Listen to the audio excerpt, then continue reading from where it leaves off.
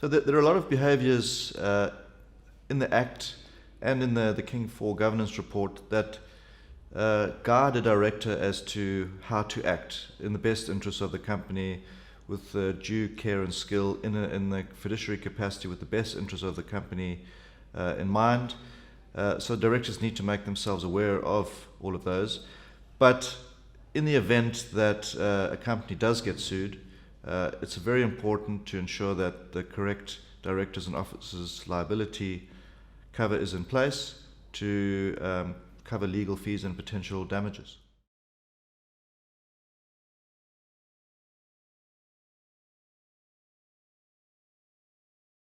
So in the next of this series of videos, we just go a bit further into fiduciary duties of a director, remembering that what a fiduciary duty is the need for a director to act in the best interest of the company at all times.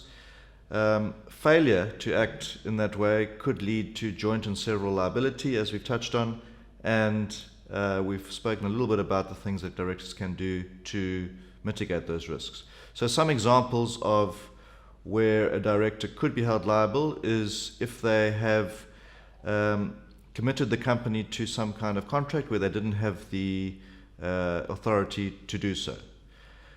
Any action to defraud either a staff member, SARS, a creditor, a shareholder would be obviously not in the best interest of the company.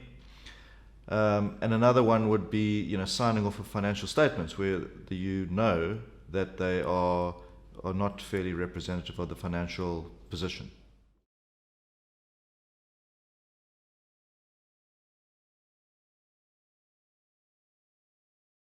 Right, to expand further on the duties of directors with financial statements, firstly, a director needs to understand the industry that the business is in and the activities of the company and any changes that occur over time.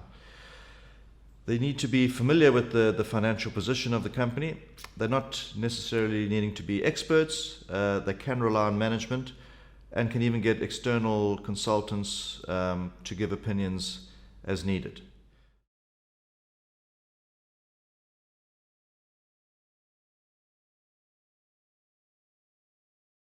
The full board is responsible for signing off the financial statements. So whilst the financial director might have a big part to play in convincing the remainder of the directors that they can sign off on the financials, it's really up to each director to understand them themselves.